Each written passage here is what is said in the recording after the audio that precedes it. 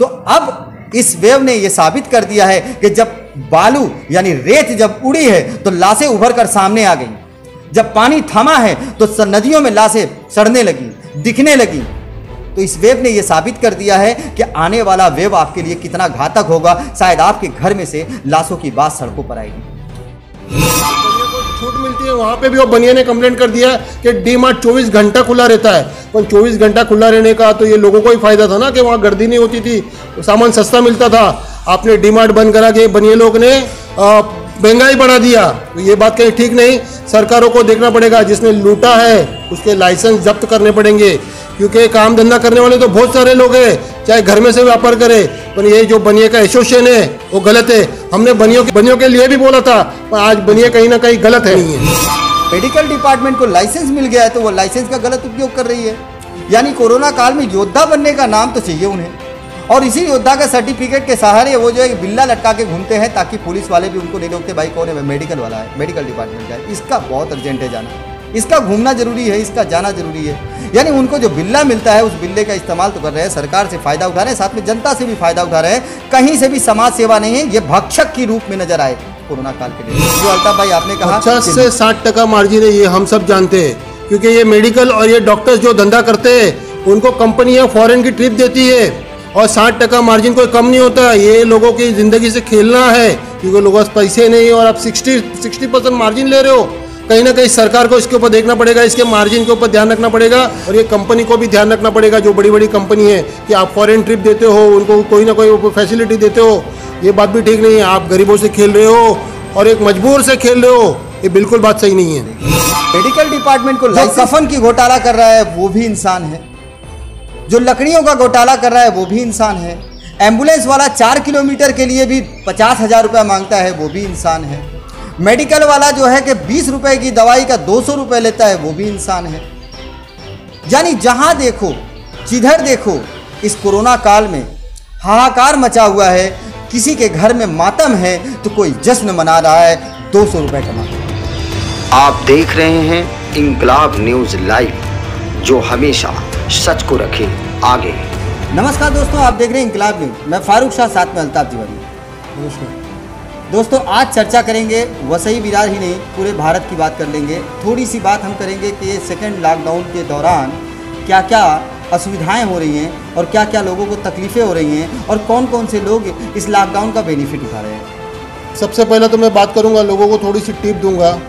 अभी ये शायद 2-4 दिन के अंदर लॉकडाउन धीरे धीरे करके ख़त्म होएगा, पर ये हम सब की जवाबदारी है। पिछले लॉकडाउन के ऐसा सरकार ने लॉकडाउन ख़त्म कर दिया और लोग ऐसे समझ बैठे कि सब कुछ सामान्य हो गया, पर वैसे कुछ होता नहीं है।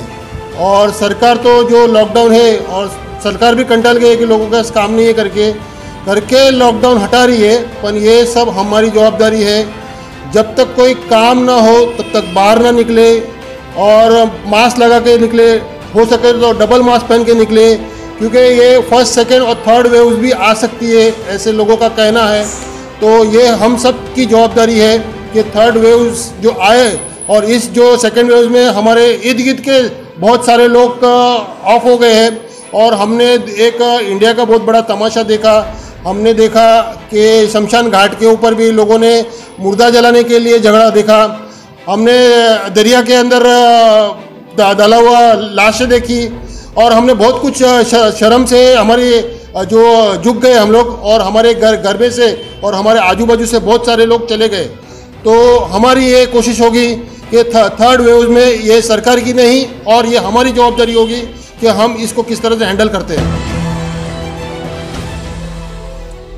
हम उस भारत में रहते हैं जिस भारत को महान कहते हैं, और हमारे महान भारत को सिर्फ हम ही नहीं कहते थे, देश विदेश में भारत को महान कहा गया है।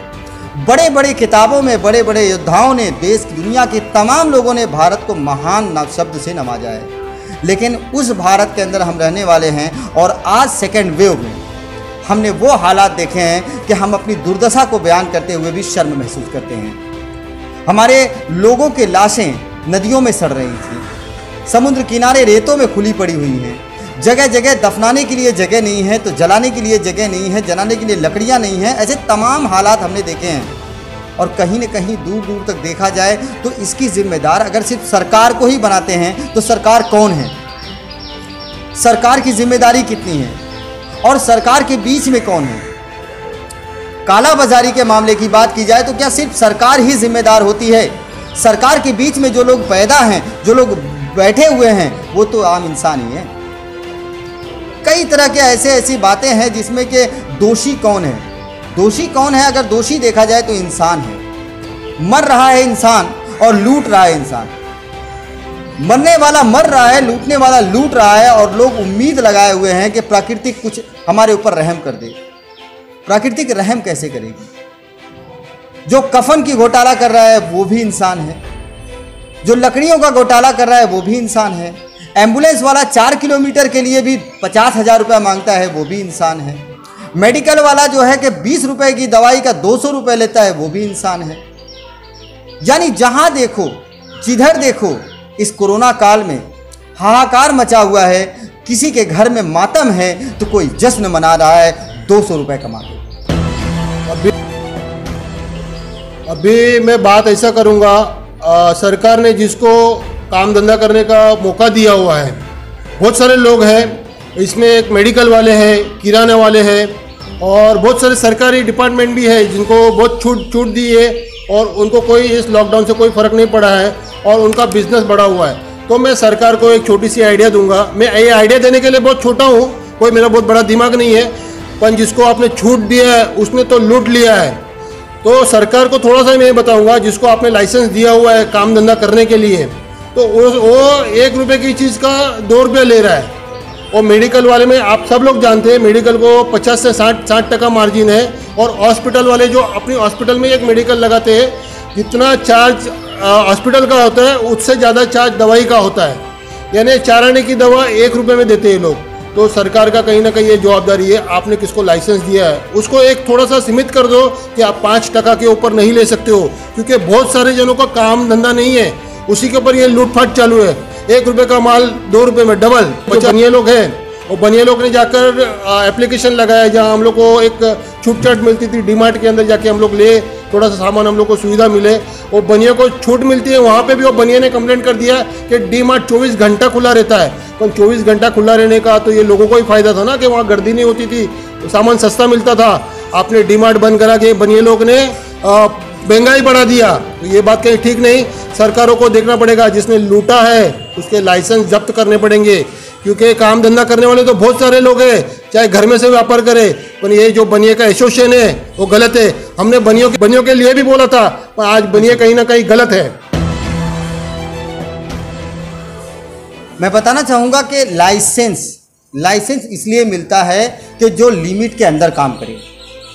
दारू का लाइसेंस, मेडिकल का लाइसेंस, पेट्रोल का लाइसेंस, यानी ये जितने भी सिस्टम हैं, ये एक ऐसी चीज़ होती है जो सरकार उस पर कंट्रोल रखना चाहती है, इसलिए उनको लाइसेंस देती है।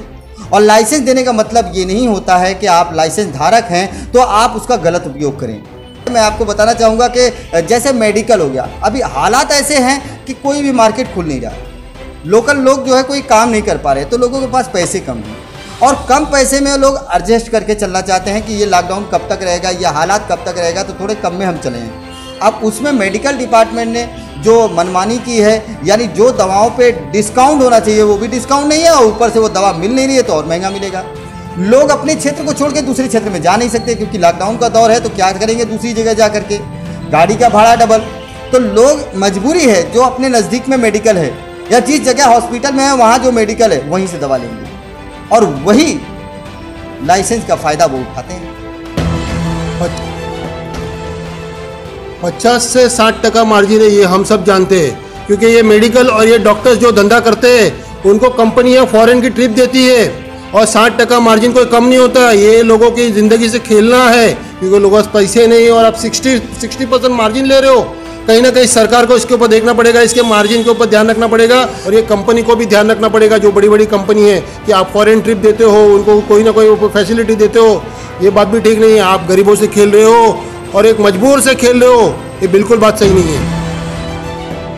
मेडिकल डिपार्टमेंट को लाइसेंस मिल गया है तो वो लाइसेंस का गलत उपयोग कर रही है। यानी कोरोना काल में योद्धा बनने का नाम तो चाहिए उन्हें, और इसी योद्धा का सर्टिफिकेट के सहारे वो जो है बिल्ला लटका के घूमते हैं, ताकि पुलिस वाले भी उनको नहीं रोकते, भाई कौन है, भाई मेडिकल वाला है, मेडिकल डिपार्टमेंट का है, इसका बहुत अर्जेंट है जाना। इसका घूमना जरूरी है, इसका जाना जरूरी है। यानी उनको जो बिल्ला मिलता है उस बिल्ले का इस्तेमाल तो कर रहे हैं, सरकार से फ़ायदा उठा रहे हैं, साथ में जनता से भी फ़ायदा उठा रहे हैं। कहीं से भी समाज सेवा नहीं है, ये भक्षक के रूप में नजर आए कोरोना काल के डेट में। जो अल्ताफ भाई आपने कहा कि लोगों की जिम्मेदारी हो गई है, अब इस वायरस से लड़ना सरकार के बस की बात नहीं रहती, क्योंकि सरकार 2 बार लड़ चुकी है और दोनों बार सरकार ने ये तमाशा देख देख के थक गई कि लोग नहीं मानते और लोग जो हैं वो सरकार की नहीं मानते। तो अब इस वेव ने ये साबित कर दिया है कि जब बालू यानी रेत जब उड़ी है तो लाशें उभर कर सामने आ गई, जब पानी थमा है तो नदियों में लाशें सड़ने लगी, दिखने लगी। तो इस वेव ने यह साबित कर दिया है कि आने वाला वेव आपके लिए कितना घातक होगा। शायद आपके घर में से लाशों की बात सड़कों पर आएगी। तो ये आपकी जिम्मेदारी है, अब सरकार के भरोसे नहीं। आपको बचना है, आपको मास्क यूज करना है, आपको सैनिटाइजर यूज करना है, या आपको सड़कों पर खुलेआम घूमना है, या आपको फैसला करना है। मिलेंगे अगली खबर में, फिर कुछ नई बातें लेकर के, कुछ सामाजिक बातें लेकर के, वो बातें लेकर आएंगे जो आपसे जुड़ी होती हैं और जो समाज से जुड़ी, जो सरकार के फायदेमंद है और आपके भी फायदेमंद है। तो अगले एपिसोड में फिर आ रहे हैं कुछ ऐसे ही बेबाक लेके। तब तक के लिए जय हिंद। जय हिंद। इंकलाब न्यूज लाइव, खबरों का एक्सप्रेस। यहाँ खबरें बिल्कुल सत्यता की कसौटी पर खरी रहती हैं।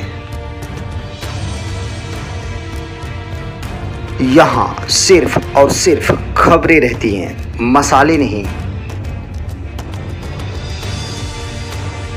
खबरें सिर्फ और सिर्फ वही जो जमीनी हकीकत से जुड़ी हों। यहाँ खबरों की सत्यता पर किसी भी प्रकार का कोई शक नहीं। खबरें निष्पक्षता के साथ, आजादी के साथ, गुलामी से कोसों दूर।